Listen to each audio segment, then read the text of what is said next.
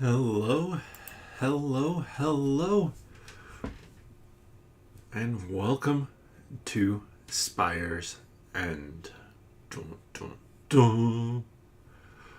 My name is Petter, and Spire's End is the game that we are going to be playing today. Spire's End is a cooperative, though fairly solo, adventure and horror survival game from Favro, which I just got recently. I picked it up as a pre-order after Spire's End Hildegard, which is going to be kind of another game with the same system set in the same world.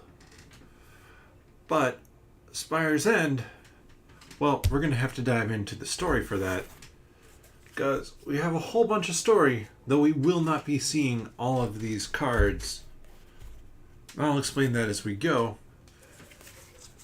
And some absolutely gorgeous artwork on our allies, which now I'll shuffle up and see who we end up with. So, today's drink, my wife is having a book club right now, and she wanted to make a mocktail, which she did. This is similar to a mojito. It's going to have your mint in there, club soda,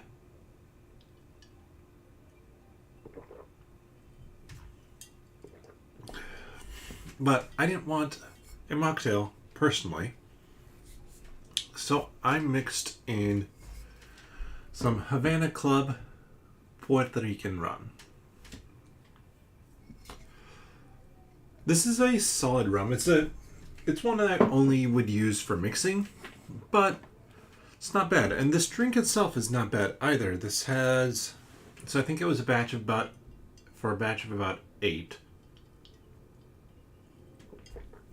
which meant about 80 blueberries that were muddled into it, some mint leaves, sugar, club soda, water. I actually think you could use more blueberry. Like, I don't get much of that flavor. The mint, even the mint, I don't get a ton of that flavor with it. It's subtle. Like, I can feel it on my breath more than I can taste it, if that makes sense. But we're not here, well, who knows, maybe you are here to hear me talk about a drink. We're here to play a game. So, let's get down to the table. If you remember how much room Sleeping Gods took up, this is considerably less.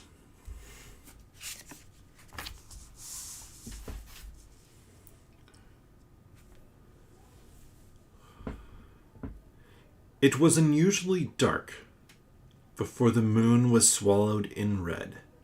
Crimson light circled the dark orb like a bloodshot raven's eye. The ground shook and something imaginable drilled its way up, or its way out of the earth. It tore through the town with ungodly force. The streets filled with fumes, and the townsfolk fell into a deep sleep. The strong, the frail, and the innocent all disappeared under that red eclipse. The spire stood there in silence. At its base was a door left ajar.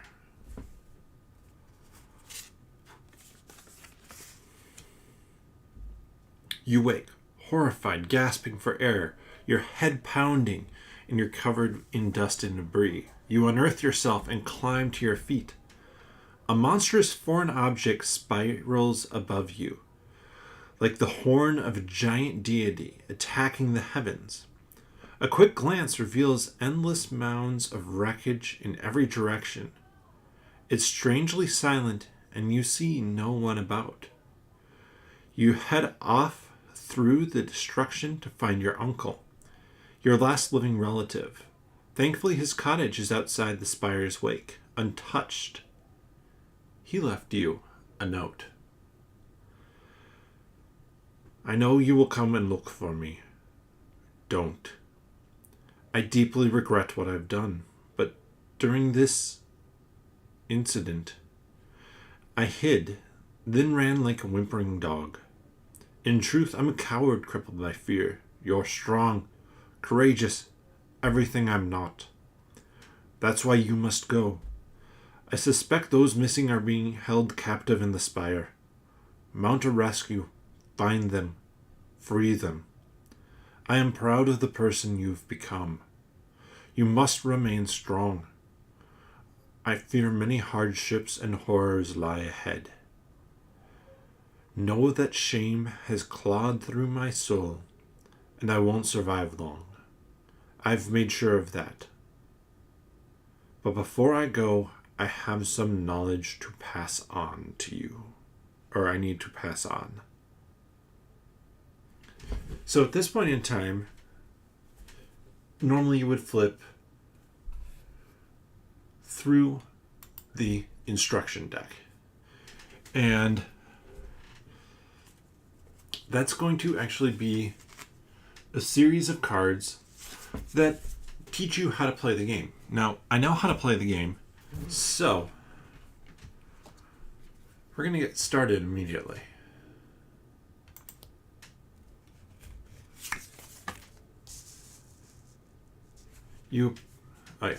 And at this point in time, I will pull out my first two heroes.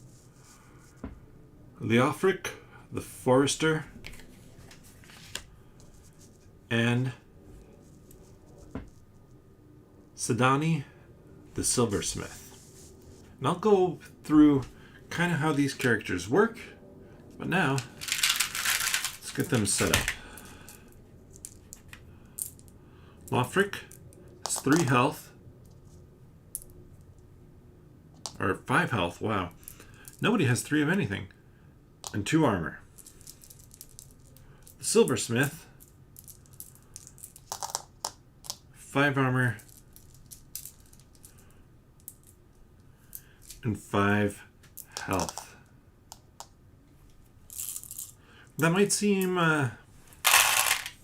like she is considerably better. I don't want to block the art too much here. This fantastic artwork. But he has a few abilities here that potentially make him a little bit better. Like his basic attack, you do twice, and then it hits everybody. But let's get back to the story. You approach the door with a cautious step. I warn you, it's worse than you think, and you've imagined the unimaginable, no doubt, says an unfamiliar voice. A small creature reveals himself from behind the door. He is unkempt, a little worse for wear. His eyes appear kind. What are you? You've never seen this creature before. I've always been close, but you people are far too involved with yourselves to notice. We live right beneath you. Only this thing here is from much, much deeper, he mutters, looking at the spire. What do you know about this, you ask, hopeful. I've squirreled around. These underdwellers have horrible red eyes. They move silently and quickly. He stops and sniffs the air. I must go. He scampers off into the spire. You move to follow him when you see it. Red eyes cutting through the darkness. And we now get ready for our first combat. This is kind of combat instructions sometimes. Actually, fairly often, there will be specific instructions. But Not too many specific instructions for the doorman. He is just meant to be the spot where you start out. Him and all his keys. He has 4 armor and 10 health. We'll get into how the enemies attack here in a second, but let's talk about the interesting way that the heroes attack. So the heroes here, we have attack actions in red. So it goes from 0 to 4 on both of them.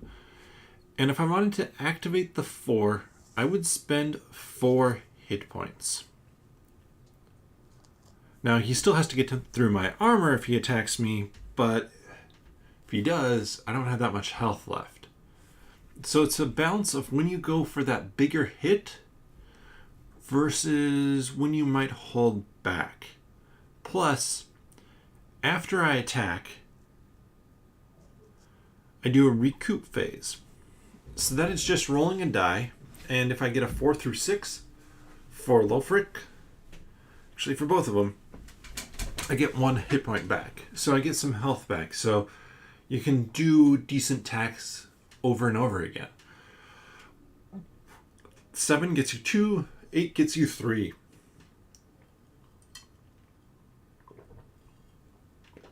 And you can rest as well, but that gives up your attack. Places a cube on here and basically increases how much you heal if you do heal. Now, I am going to double check that. Recoup. Rest.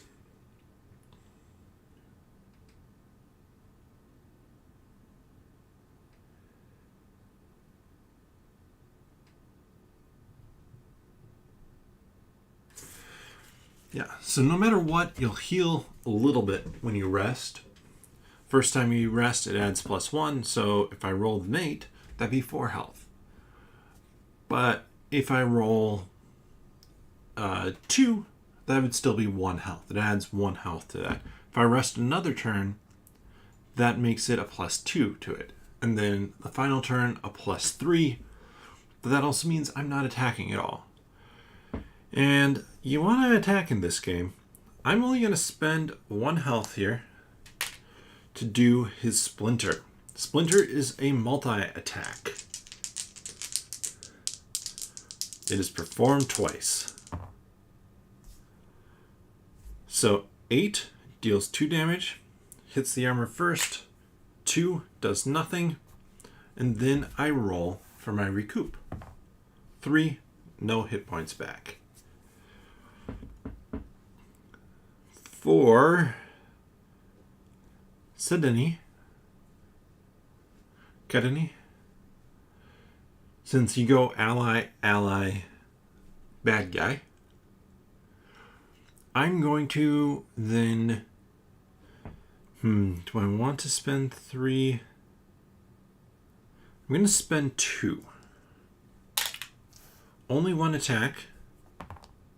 Got a 3. That deals 2 damage. And then I roll for my recoup. 6. Nice. Get 1 back. So bad guy's turn. There are 3 steps to it. Well, 4 if there's anything that requires upkeep. First thing, targeting. Roll the 4, low, high. So going to be attacking Lofric. Then I draw a card. 3. That determines the attack that he's doing. And then I roll. And I roll the 1, which is nothing against Lofric. Then he rolls to recoup. Gets a 5, which would heal him 1, but he is at full, so he doesn't heal again.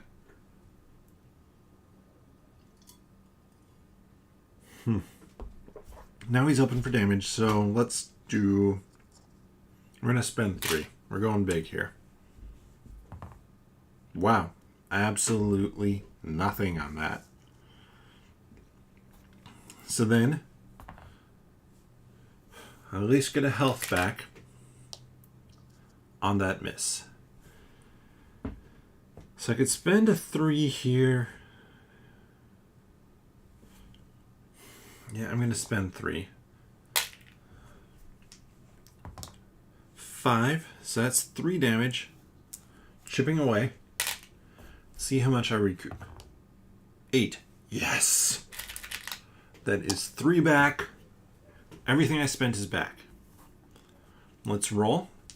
See who he targets. He's really wanting to go after Lothric. With another 3 attack.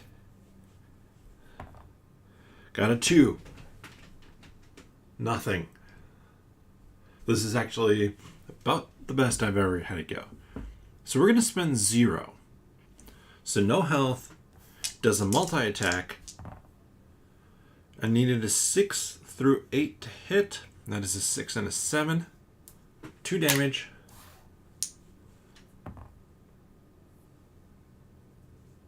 Seven. 2 health. Huge. So there's no way for Sedany to kill him outright.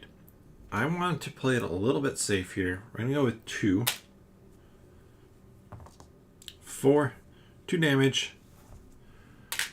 And then 2. No health back. I'm not going to roll for the rebuild because she's not down on armor. She has a special ability. Well, it's just the one roll. If she rolls high enough, she can rebuild her armor, which is fairly rare for the characters. Most of the time, you just lose your armor.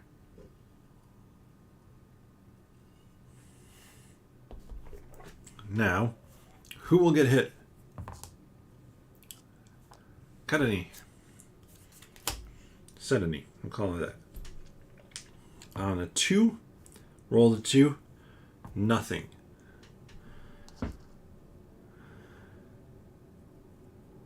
Yeah, we're going to spend 2. Spending 2. 6. 3 damage. But you finish out your round. 3.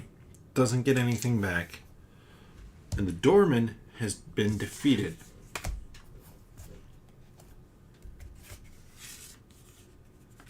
Flip over 6. Increase ally armor point thresholds by 1. Pull card 32. So pull is a keyword for this game. It means find card 32 and take it out of the deck. Most of the time, if you skip over cards, those cards are dead. But this one is not. We get +1 armor.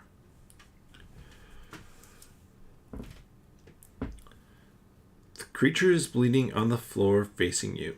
He shifts a bit, still alive. What have you done with them? You know it understands regardless what language it speaks. Around him are keys, at least 10 of them. Some are chained to him, others loose. 2 keys are directly in front of you. It could be your imagination, but it looks like one is beginning to move. Finish him off and take everything.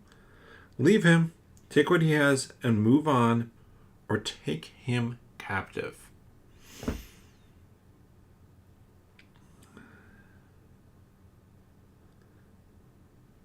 I honestly do not remember what I've done before. I have played through this fight several times just because this gets you into kind of the game itself. No matter what, you're always going to face this. This is the first real decision point.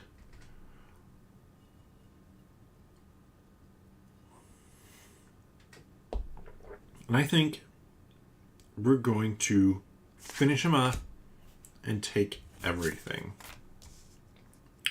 You stab him until he stops moving, then reach down to pick up a key. It slides away along the floor. The other keys start to shake and pop like kernels in a skillet. Another key leaps into the air, then disappears, and then another. Quickly, you dive onto the closest key. 6. They disappear quickly. Only one key remains, silent and unmoving. You reach down, expecting it to leap away, but nothing happens. Whatever life it held has moved on.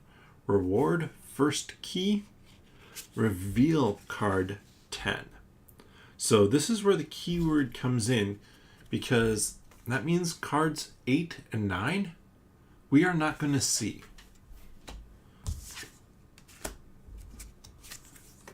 The first key. Equip this card.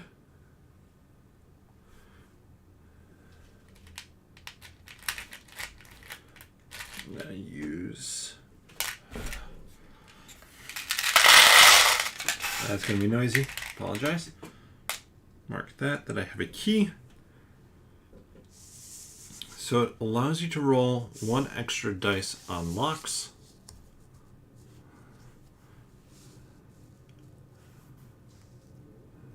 And then it tells us to reveal card 13.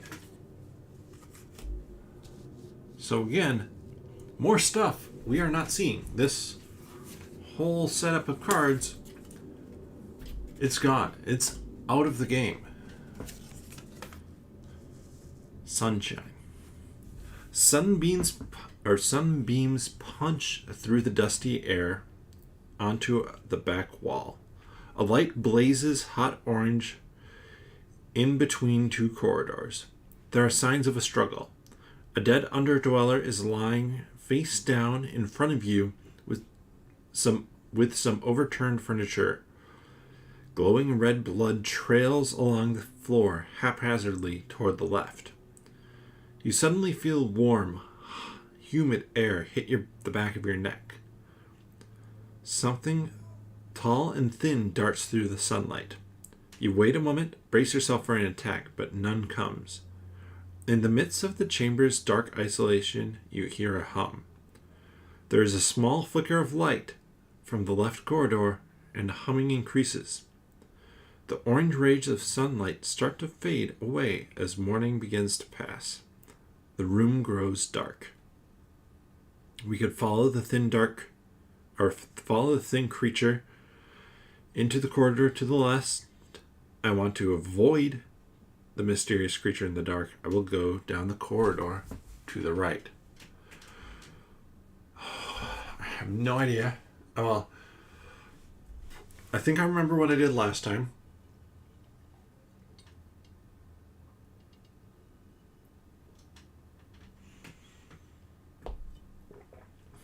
But we are going to go follow the creature. Reflections. The left corridor reveals a small circular room with rows of benches facing three narrow mirrors. As you enter, an underdweller is passing through the center mirror as if it were a wall of water. The surface swirls in red as his body slides through. The room hums for a moment, then the mirror's reflection snaps back into shape, and the sound abruptly stops. Up close, the mirror looks ordinary, the reflection and all. You take a deep breath and put a hand on the surface. It's warm to the touch, but solid. Whatever occurred here is beyond reason. You see nothing of interest. After inspecting the surface of all three mirrors, you head back to the other corridor. I think I hear something. Nah, it's nothing. I think I hear something.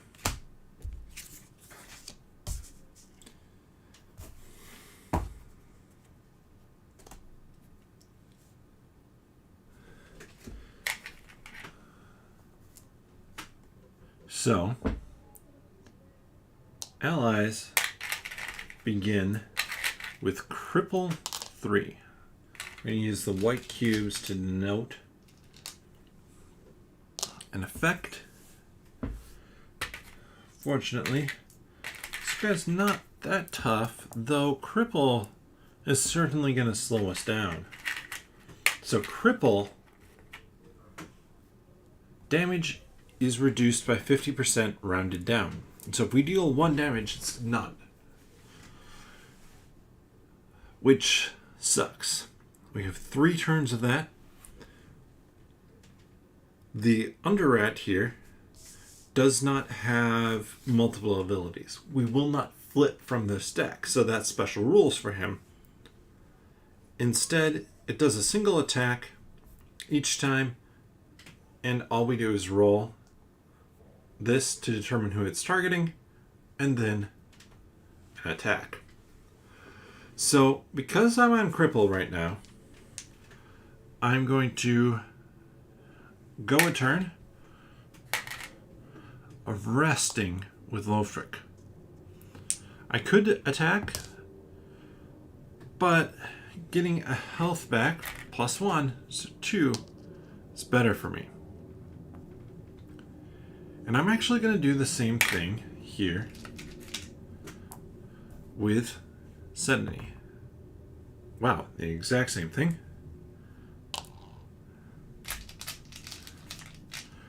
So both of them lose a cripple, closer to being able to deal damage or deal good damage, but also now our health is a long ways back up, so we can determine who this rat attacks with. Of course, Lofric. 1 damage, 2 armor, and the rat, well, I don't know why I rolled to see if the rat would recoup there. Still at full health.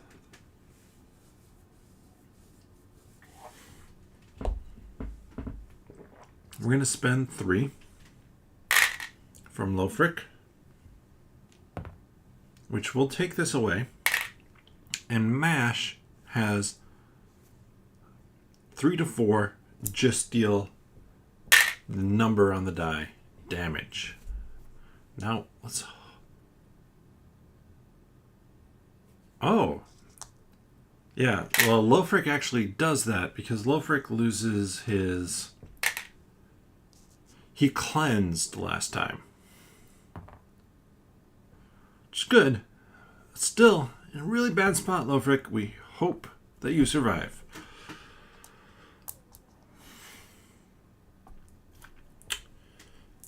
Gonna spend 3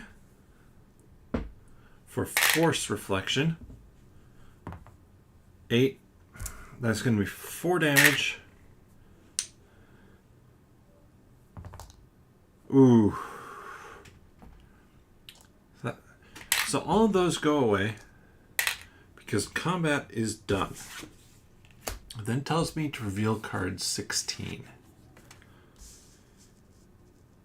It glows. You step in front of the rat's remains. It's the largest vermin you've ever seen. Its fur is matted and damp. A thick smell looms. Its antenna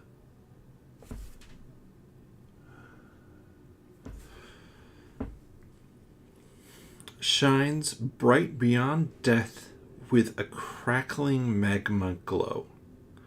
This could prove useful. All we're going to do is flip a card. 4. You hack off the antenna. It flies across the floor. Glowing blood splatters out and the antenna goes dark. It's useless now. So had we flipped 1 through 3, and that is one thing about this game which may not work for you. I don't mind it because I'm here for the ride. I'm here for the ride that this story is giving me. But something like this card here, all that I'm really doing is I'm flipping something, and either I get that reward or I don't. And I don't have any way to mitigate that. That might be a negative for some people. For me, I'm okay with it in this case. So we're on to chapter 2. And you can see chapters here. There are not as many chapters. Well, you can't see it. See the chapters here. There aren't as many chapters as this might appear. I think there's 5 chapters. Chapter 2, The Twins. Giant pillars mark the entrance to the next corridor. Obsidian tile stretches in every direction. It's dark, unsettling. It is dark, unsettling, and uncomfortably warm. As you cross the chamber floor, 2 dark forms appear from either side. They slide toward you with supernatural speed. As if pushed by a sudden violent wind, they attack in unison. Die roll. The masked figures lunge towards you. They fight as one being. As luck would have it, you strike at the right moment, and they are forced to dash aside. The twins suffer intimidate. I always put bad guy at the bottom, and then we reveal 18 and 19. So here's the twins. That's miserable. Thank you so much, twins, for having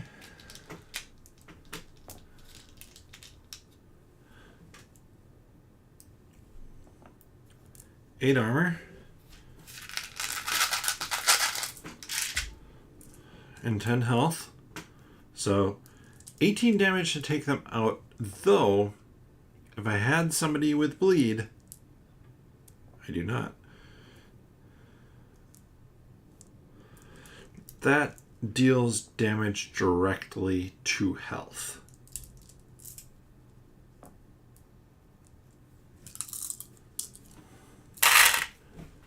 Well, I'm going to start by resting. I'm going to rest here. Oh, we should see what Intimidate does. But there are special rules here that I'll show off when it happens for the twins. So look up what Intimidate. Force a 1 action next time. Oh, forgot. Twins.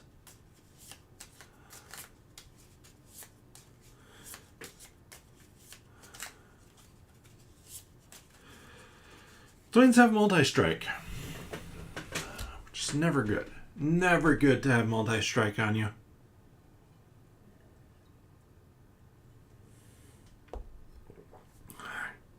So, resting. 5 health back. Oh, thank goodness. Desperately needed that.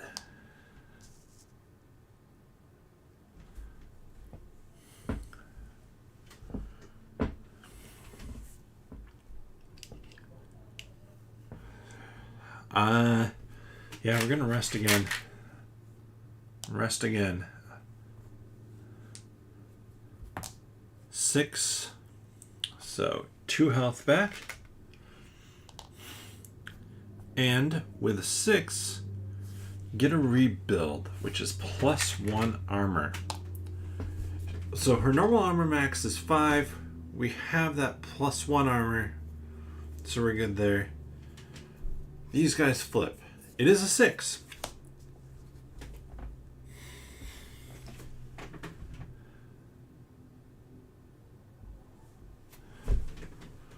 Which is really good because that would have forced one of my guys to attack the other one as a turncoat for a turn.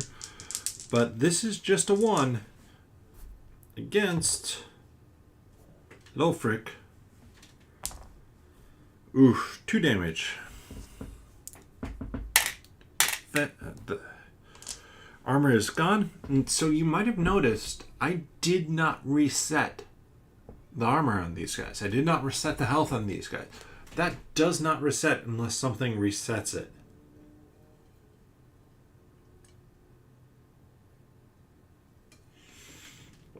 You might be wondering, how do you survive?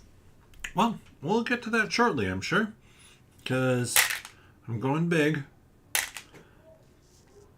Going with a 3. Getting a 1. Okay, at least I get back 2 health. And then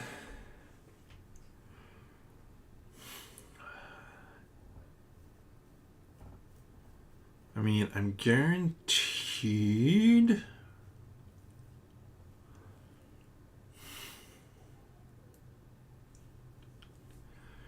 I'm guaranteed to get back to full health on her if she rests.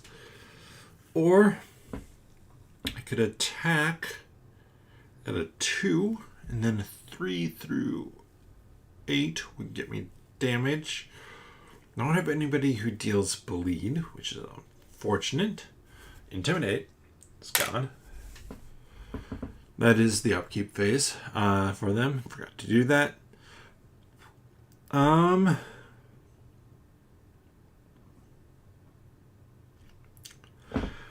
gonna assume that we don't.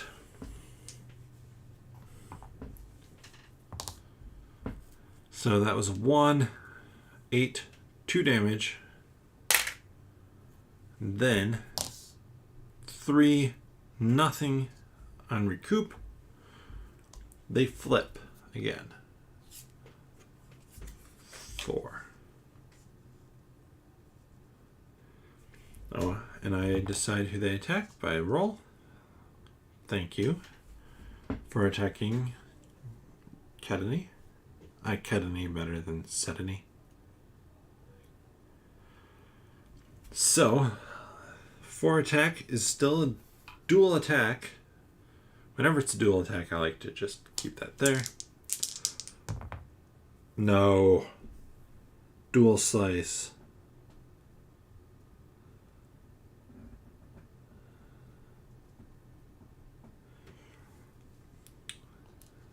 Four. And stun.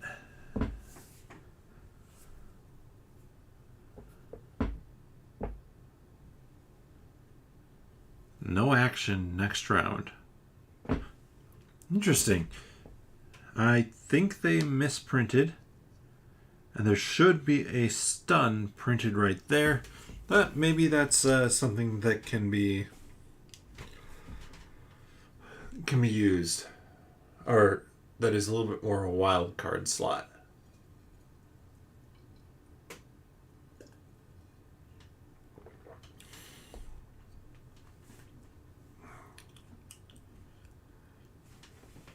Well, Lofric.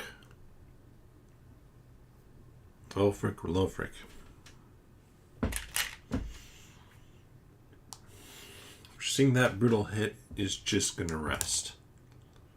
Gets 2 back. Back to full health. And Kedany, she can only recoup 6, 1 health. I'm just doing this as a single roll. One of those. Let's see who the twins are attacking. 2, Lofric with a 3. I can actually stack these up now because I'm looking for 5s or 6s in a row. So 3, 4 and 8. 3 damage. And the twins gain strength for a round. Strength +1 to your action roll. Or if you have dual strike, +1 to your highest action roll. Lofric, you're resting again. +2. Well,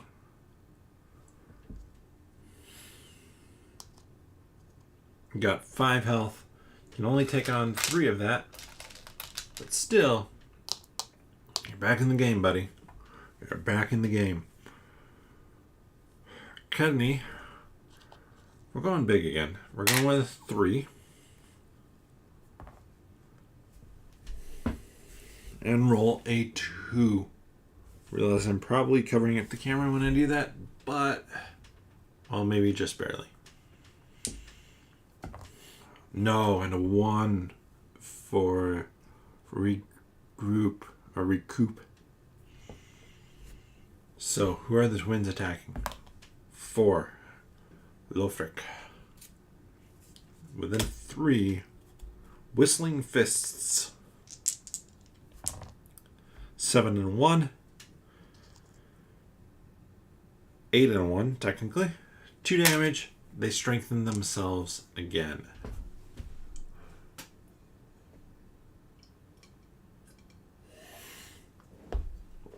Let's see, Lofric.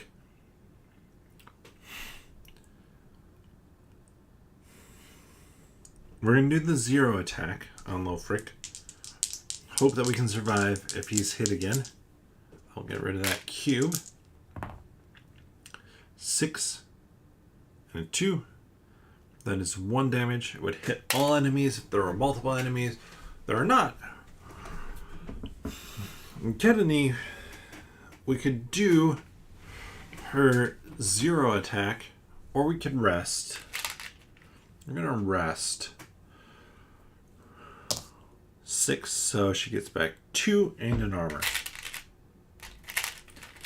This is... She's a thick one in terms of being able to take out.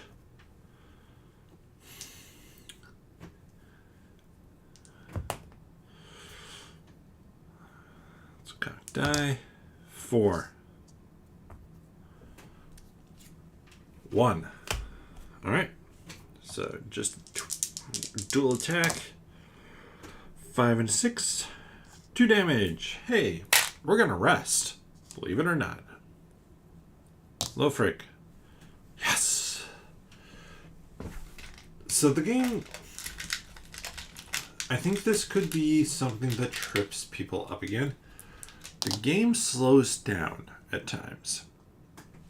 Combats are much, much slower part of the game than everything else. And, I mean, at this point in time, well, I've played through this before, and it has not taken me this long to get through the twins.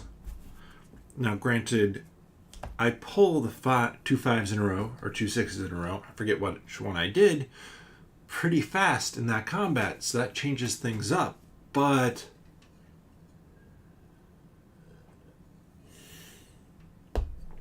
this is pretty different.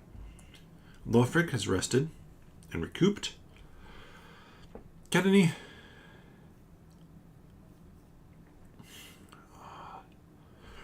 Let's just do the mini cannon for 2.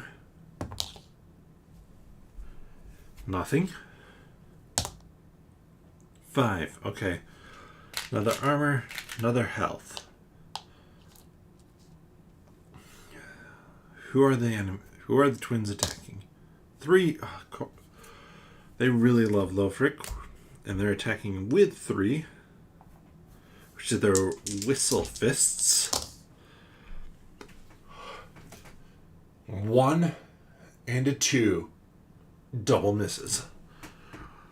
Lofric. Gonna spend 1.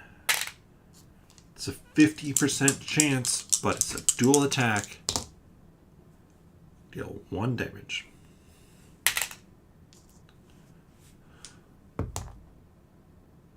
And get back 1 health.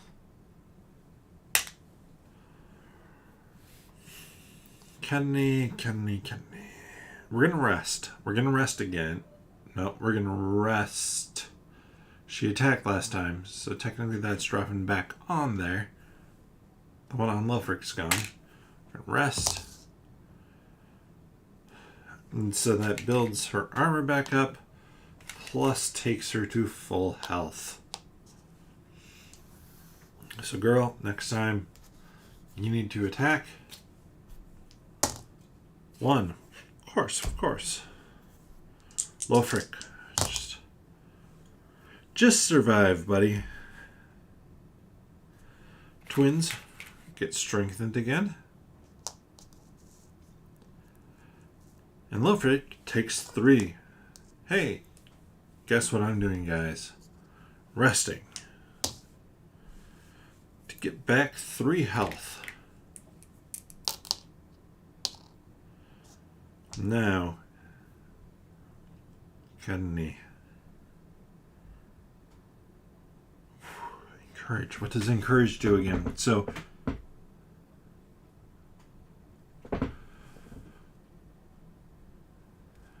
ooh, it's not bad.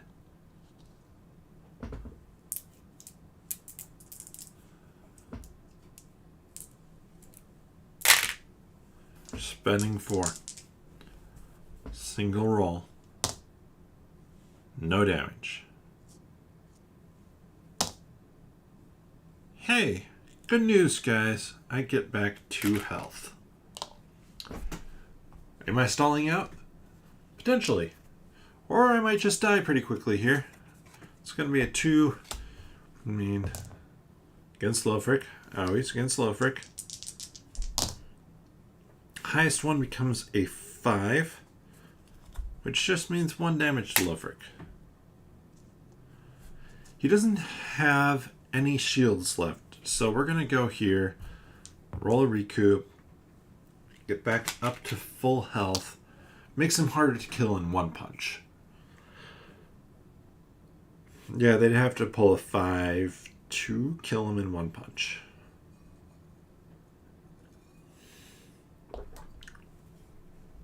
But Kennedy here, fully armored up. Spend 1 to deal 1 and recoup 1. That's gone from them. There we go. Kennedy. Ooh, with a 6. If this is another 6, something's going to happen next time. 6. Turncoat. Turncoat.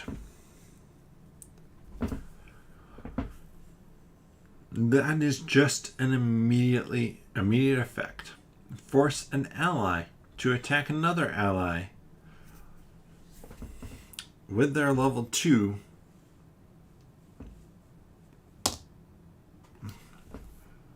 Hallelujah. Nothing's happened. So, you know what? We're going for it. We're going big.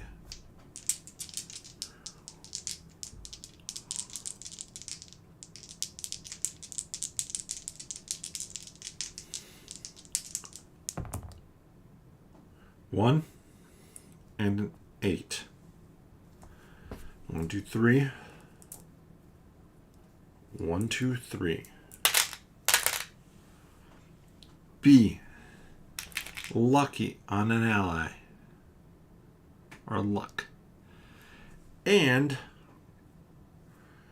bleed on them. During their upkeep, they're going to take 1 damage. And come on, Lofric. Get a hit point back. Luck says, on an action, roll twice. If you have multi-attack, roll 3 times, pick the best 2. I do not have multi-attack. You know what? We're going big. Mini cannon. This is it. We punch through their defense. See what we can do. 4. 2 damage.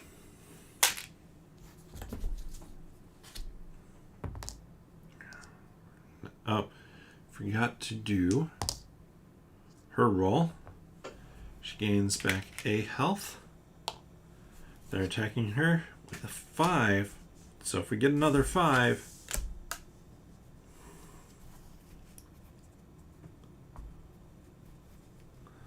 then something happens. But with a 5, it's meditate. Only 2 damage to her. Does a little bit to her shields, but not bad. Man. We're gonna... Oh, and they lose the health from that. We're gonna do multi-attack here. We're gonna do his splinter. 6, 2. 2 does nothing. 6 gains back 1. That luck is gone, by the way. Back 1 health. There's no way that we can just straight up kill him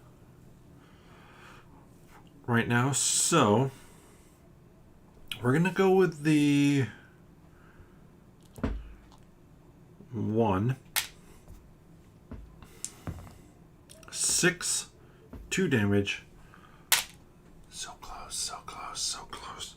I really don't want a 5 here at this point. And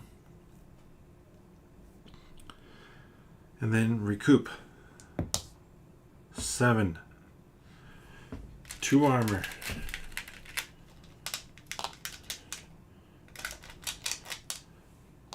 2 health.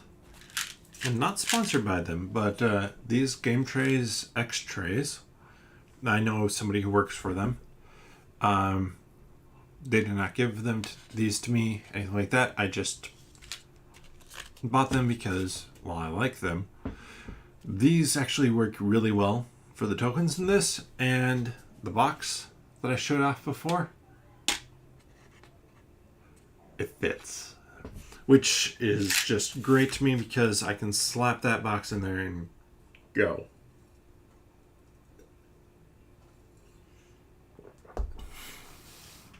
Means I don't have loose cubes or like bags of cubes lying around in there. So who is getting attacked? Of course, low.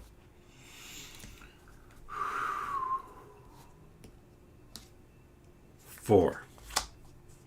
Dual slice.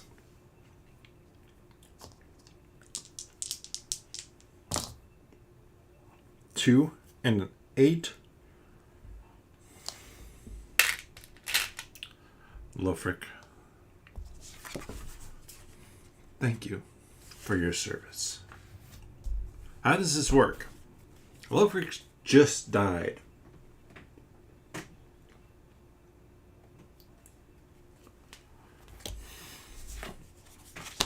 He has a death move at the bottom there. If he dies, his Jackalope in Jackalope Justice does a 2 attack on the chosen target and does nothing. Jackalope Justice, we will miss you. And now we have Rolf.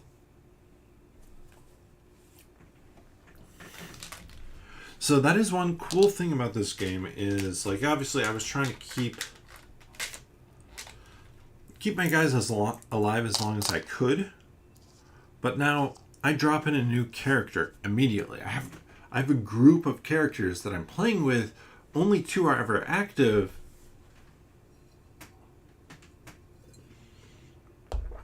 But when somebody dies, somebody else steps in.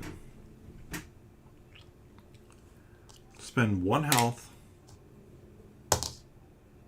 Do nothing. Thanks, Rolf. Good job, buddy. You got that health back. 1 health. You do 1 damage. Do nothing. Get that health back. Who am I attacking with the twins? Rolf. Hey, it's a 6. Rolf, you're attacking Gudani with the 2. I don't know why we trusted you. Because you just dealt 3 damage to her. Now, Rolf, please. 2. This is overkill. That's 3 damage. The twins have been defeated.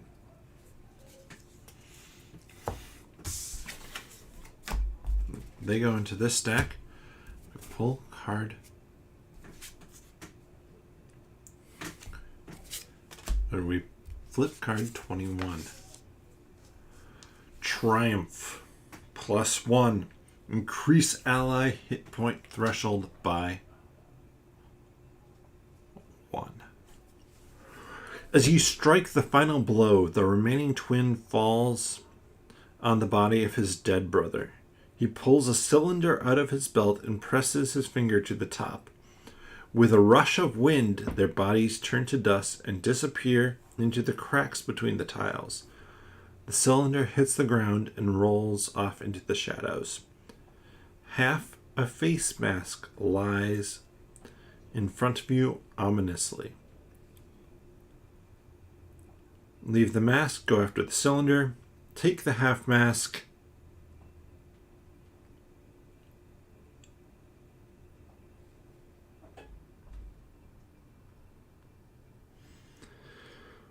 or leave them. Something about them makes you uneasy. I want to go after the cylinder. Don't know what it is. The mask is gone.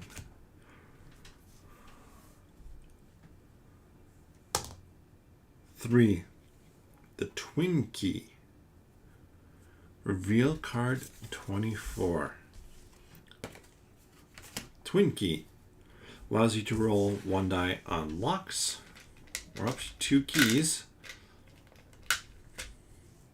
Great to find a use for them.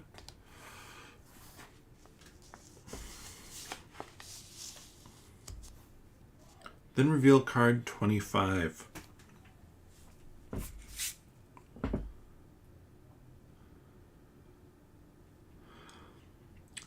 So the twin key at the start of encounters, using the action deck, discard 1 action card of your choice and then reshuffle. Hey, well, I guess now we have something here. The dim. A few twists and turns and you come to a dead end. The wall is plain stone with 1 small square dead in its center. There is an abstract symbol on it with horizontal slits in the middle. Do you have a key? If so, roll dice equal to the number you have.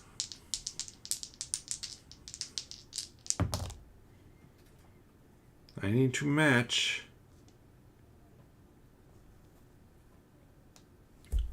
which I do. So a series of loud cracks. The wall in front of you slides open and you step into a corridor covered with prickly red moss. Reveal card 26.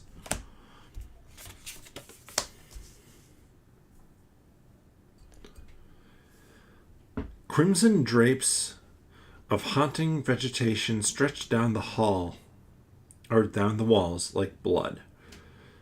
It's as if the corridor itself has suffered wounds that have never healed. Along the floor are streaks of slimy goo. Whatever could leak this volume of nastiness is certainly something to avoid.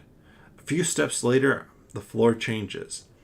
It turns from plain stone to decorative square tiles protruding slightly from the floor. They are adorned with symbolism you have seen throughout the spire. A slime trail follows along the tiles in a deliberate way. It looks to be a ritualistic occurrence. I will step only on the tiles or with the slime trail. I will not step on any tiles sullied by slime.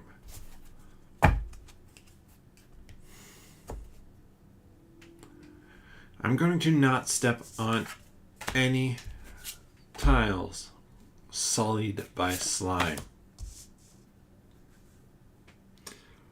You step onto clean tiles one by one until you reach the final roll, all of which have been slimed. It's too far to jump, so you have to walk through it.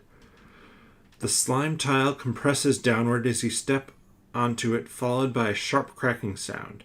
You frantically leap forward as the hall behind you smashes shut. A wall in front of you revolves to the side, revealing the source of the slime. Reveal card 29. Undersnail.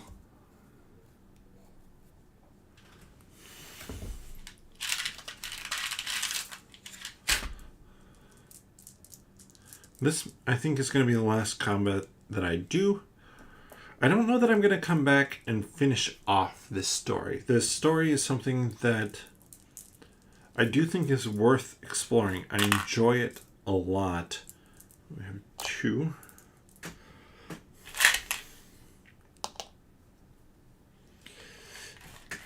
It's also something that it's worth it to play in new, I feel like, every time you start. So exhaustion 2. Exhaustion is just no recruit or rest. So it's just for a round, no recruit or rest. We fought our way through, or leapt through the hallway to this for 2 turns. Can't recoup. Cannot rest. Gets a 6 armor, 6 health snail. Alright.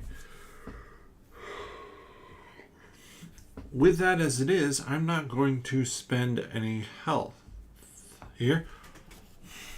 And technically, at this point in time, this little deck shuffles, but that doesn't matter so much right now because the Undersnail only has a singular attack. So we don't flip from this little deck of things. So 0 attack, 1 shield the god. 1 white cube god, 0 attack, 1 shield god, 1 white cube god. Got any? 3, 1 damage. She has the shield to take that. Alright, Rolf. 0 attack. I'm not going to spend health until I can gain health back. That's my motto. That's done. 0 attack. Cut any. 1. Gone. We are no longer exhausted. Cut any. For 2. Alright. Rolf.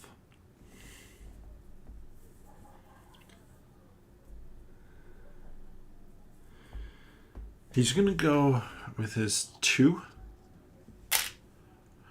Exhausted is rough, by the way, because, like, Rolf can cleanse, but he can't cleanse exhausted because that's during the recoup, which you skip. So, 2. That takes care of 3. And then, come on, Rolf. 3. Nada. Kennedy, we're going to not spend... We're not even going to attack. This is a rest action for Kennedy. 3. Get back 1 health. Let's see who... Our snail. Kennedy, of course. 4. 1 damage. Snail is now rolling recoup. Gains its health back. Rolf. Straight up roll. Nothing. 5 health back. Kennedy. Just recoup again.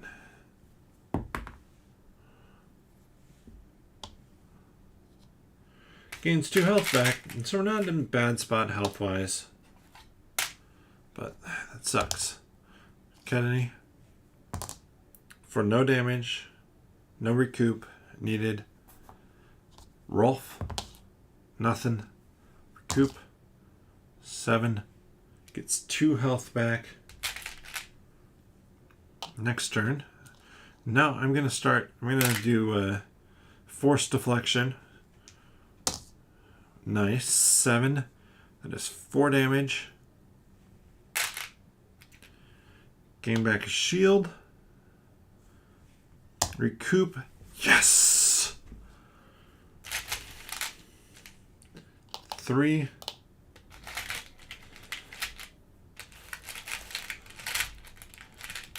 And 3. The snail here. Yay. You might be able to hear that. Neighbor's car alarm going off. 6. 2 damage to Rolf. And then recoup. 3. Nothing. Alright, Rolf. You can finish him off. But I think it's worth it to spend only 1. 4, 5. Deals the damage. 4. Recoups that. Kennedy, it's worth it to spend 1. 4. 1 damage. Recoup. 1 and 1.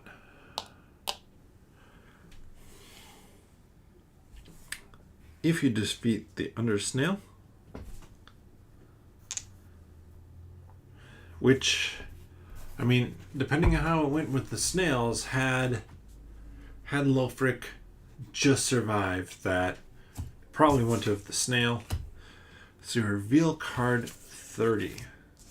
Orange Swirl. The snail's shell captures your attention. Its vibrant spirals of orange and yellow draw you in and seduce your mind.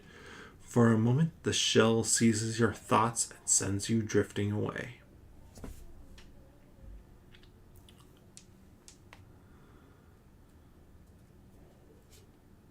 Two. You struggle to rip off the shell, but eventually pry it apart. Reward Snail Shell.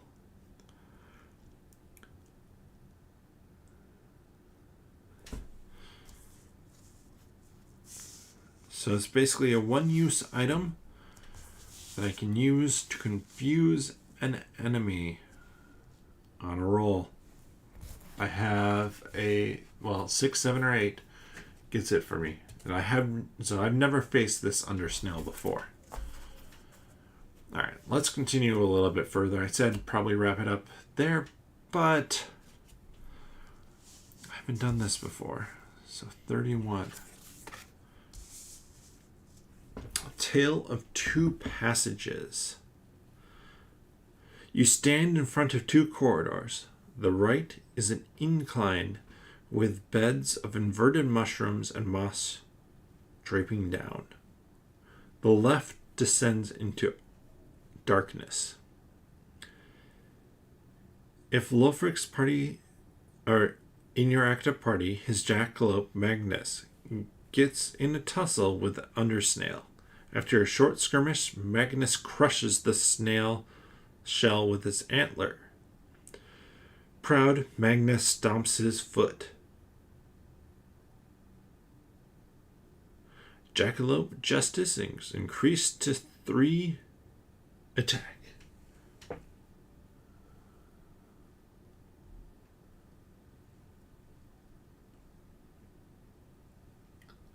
Oh, nice. So, we could head up the fungus corridor or head down the dark corridor. And if I head up, I go to card 33. If I head down, I go to card 47. That means everything from 33 through 46 is discarded. And I don't want to do that. Mushroom Men. The air is getting cooler and the mushrooms thicker as you ascend. The vegetation is so dense you would need a clear path to continue. You conclude that nobody could have come this way, but there are no signs of footprints. There are no signs of footprints or any other activity. You turn to head back, but something has crept up behind you. Reveal card 34. Mushroom Man 1, 13 health. This will... it's another combat, so... this could take a little bit. Let's see what happens. 1, 2, 3.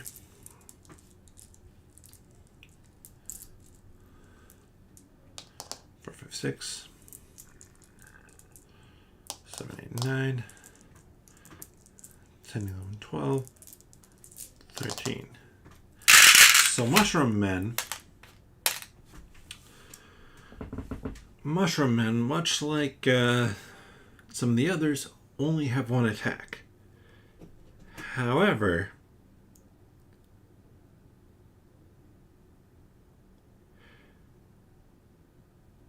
anytime that I rest, another Mushroom Man is spawned.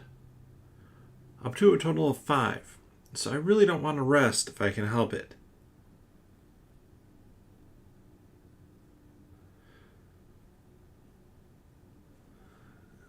So, let's start out going big here. 3. 5. Which is 5 damage. That is big.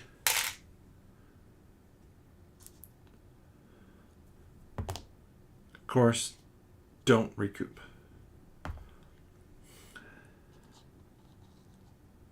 4. 4 damage and gain a defense. Let's see if I recoup. 8. Yes! Maxed out there. But 3 health back is huge. Only 1 attack here. I mean, my goal is not to rest at all. Mushroom Man attacks Rolf with 3 damage. Rolf,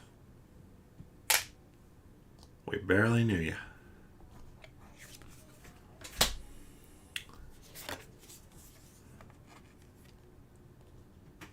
Millicent Silkweaver has joined the party. Sorry, Cadney. It's in your face. Millicent, just get us out of here. 3. Rolling with 3. 7.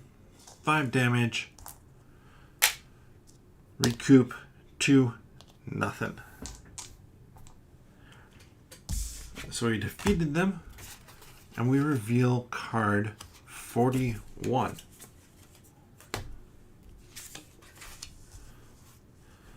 Soothing Ooze. Increase armor point threshold by 1.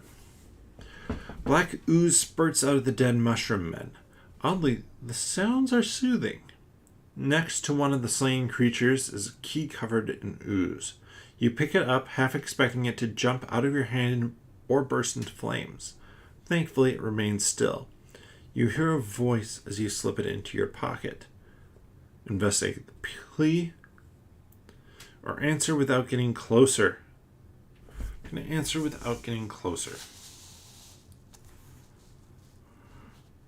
Which is card 45. So 42, 43, 44, all go away. 45. Where are you? Can you see me? There's no answer. Hello? Shapes emerge from the darkness. At least 20 mushroom men are slithering toward you. You turn to make a quick exit, but to your surprise, just as many underdwellers are behind you. Their antennas ignite and their eyes burn red.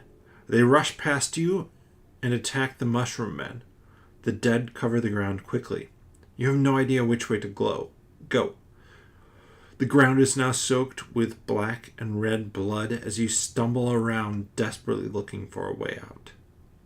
The sounds of battle stop. The mushroom men are beaten. and their corpses are being collected and placed into barrels. As quietly as you can, you crawl away through the dead, hoping you won't be seen.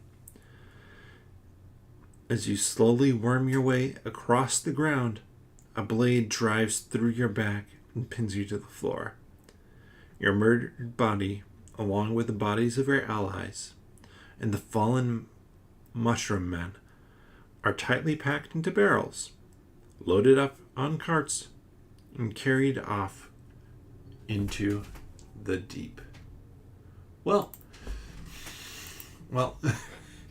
my plan was, okay, see what happens. I really didn't expect to hit an ending this soon. This is ending 2, by the way. I've hit ending 4 as well. Not an ideal one, which is why I kind of picked the direction that I went. But apparently that is a less than ideal ending as well. So, there you have it. There you have Spire's End. This is... I do think this game would be fun with 2. I have only played it solo. I probably only will play it solo. But I think 2, where one person controls one character, the other person, the other character, I think that's going to be fun. And I was actually doing really well. 4 characters, 2 of them still in play, plus 3 more characters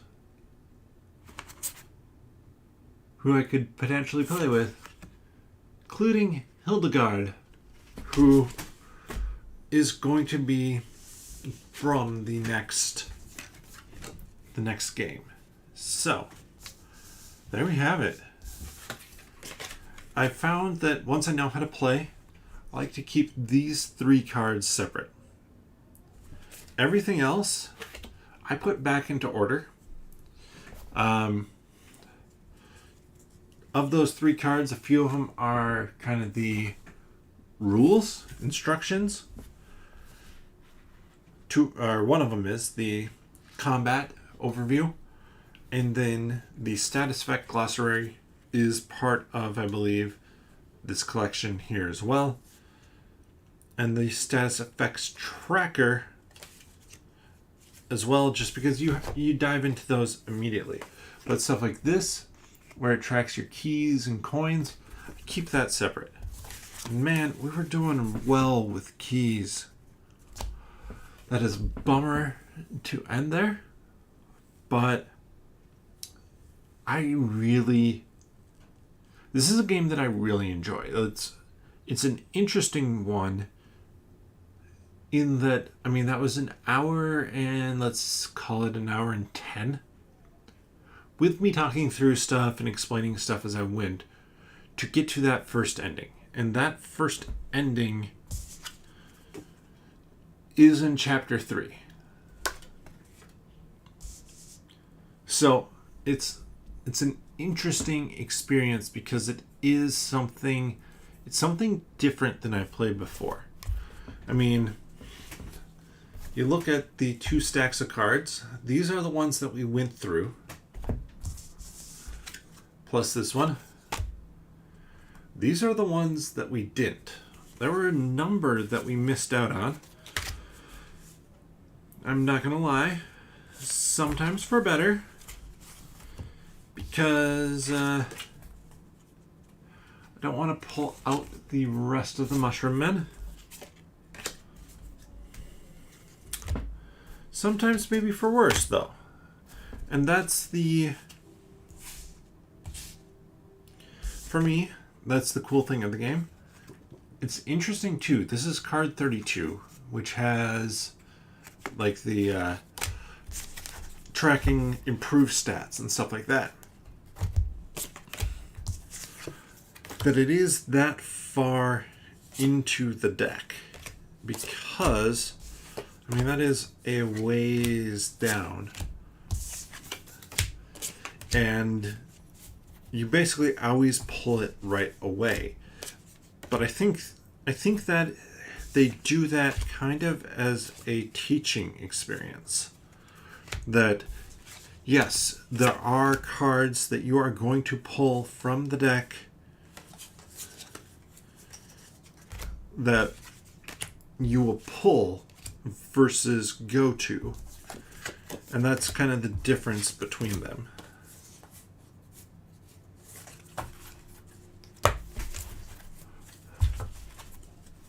All back in order. Set up for another go. All I'd really have to do, shuffle up the heroes.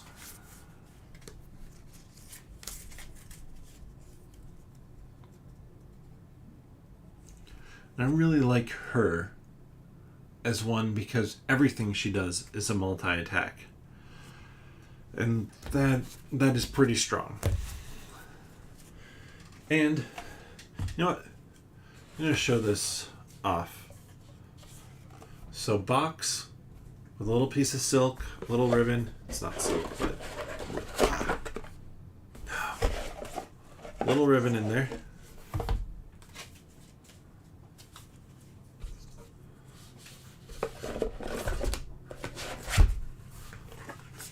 Dropping the cards.